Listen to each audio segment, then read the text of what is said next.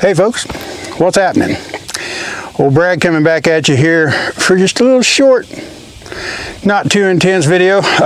Central Oklahoma, last couple of days of July, and we got lucky and got a less than freaking hot front, and it's only 94, 95.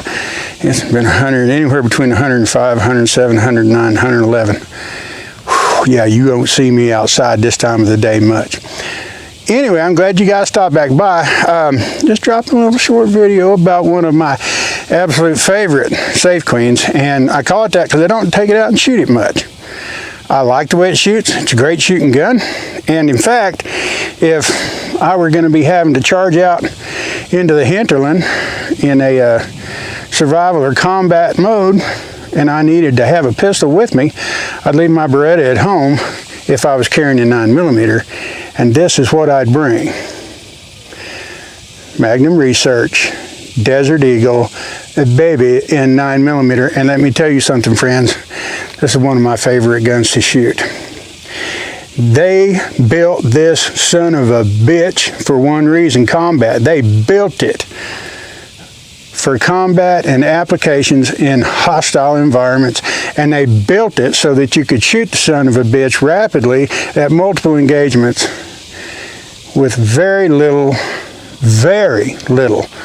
recovery time. This is one of the softest recoiling, just straight back and forth 9mm pistols I've ever shot, and the reason that is the low bore line axis in comparison to the top of the grip. And I'm getting ready to show you what I mean. Stand by. All right, folks, always remember, if you're shooting steel especially, eye pro, always ear pro. Let's see what kind of fun we have with this lovely little gun that I so love to shoot.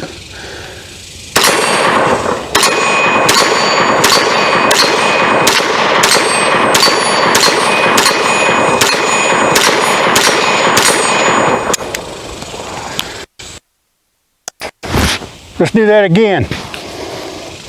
All right, we fired that last sequence standing here on this mark. We're at 22 yards. We're going to step in just a couple and see if we can speed up the engagement time. Let's check it out.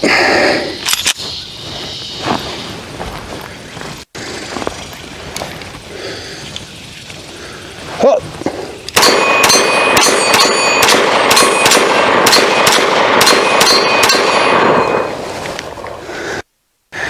That's a badass pistol, man, I'm telling you. Now the FBI says 7 yards is the average engagement distance. Let's see how fast we can engage the bad guy now.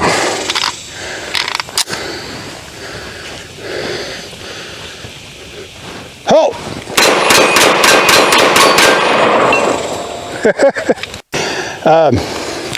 I'd say he's no longer a threat.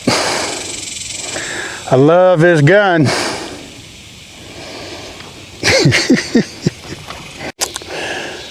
All right, now I'm going to shoot this scene. Not shooting at anything in particular. Stuck up my glasses and my earmuffs on, of course. You want to be safe when you do this. But right now, I'm just going to shoot a close-up of the gun running, and then we'll try to slow it down a little bit, and you'll get a real good idea of just how really even the recoil on these weapons is. I love these puppies. Stand by.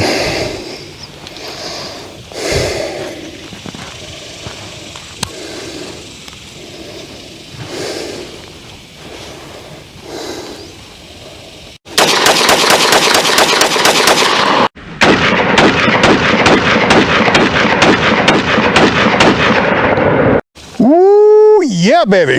And now, as you can see, unlike Berettas and size and all the other 9mm out there, and even some of your polymer guns that have a tendency to come back and rise a little off center to left or right, and usually to the right, these puppies don't do that. It's just comes right back down to the original point of aim, and you can run that puppy like a goddamn Uzi. Almost. Anyway, glad you guys stopped by. Glad you got to come see me.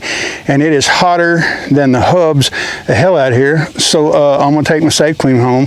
And I'm going to give her a nice little clean in. I'm going to give her a good oil in. I'm going to rub her down in every little nook and cranny. And when I'm done, have me a cigarette and a beer, because it's going to be worth it.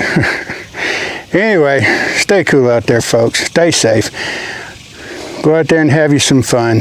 But remember, if you're in the gun world like the rest of us are, even though you're out there having fun, you're plinking, you're target shooting, you're just busting caps, whatever. Remember, what you're doing, no matter what you're doing, is serious ass practice.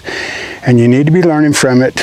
You need to be gaining something from it. Because if you practice enough, and you are well trained enough, and you are highly motivated, and you have any kind of a social conscience, God forbid you should ever have to, but if you ever walk into a mall and encounter what was encountered a couple of weeks back, you may very well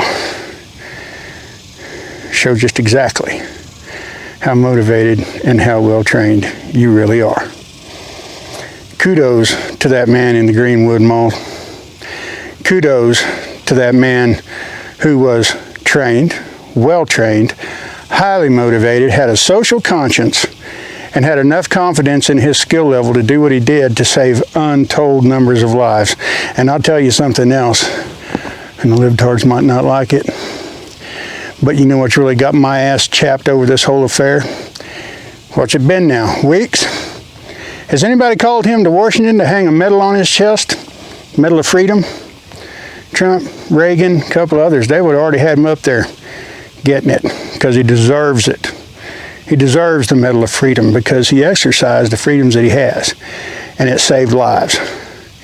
But you can bet your ass, those sorry you-know-whats there in Washington, they're not going to give him any recognition, because that goes completely against their narrative. Spread the word on that, folks. Spread the word. Whether you feel good or bad about him or not, the Orange Man would have hung a ribbon around his neck 2 weeks ago. He needs one. He deserves one. If he don't want one, that's his choice. Anyway, thanks for stopping by. I'll get off my soapbox now, because if it gets any hotter, I'll get dizzy and fall off and probably bust a bone, and somebody's got to drag me out of this shit pasture. Y'all be good, and hopefully, real soon, in a week or two, I'll be seeing you folks somewhere at downrange. Bye.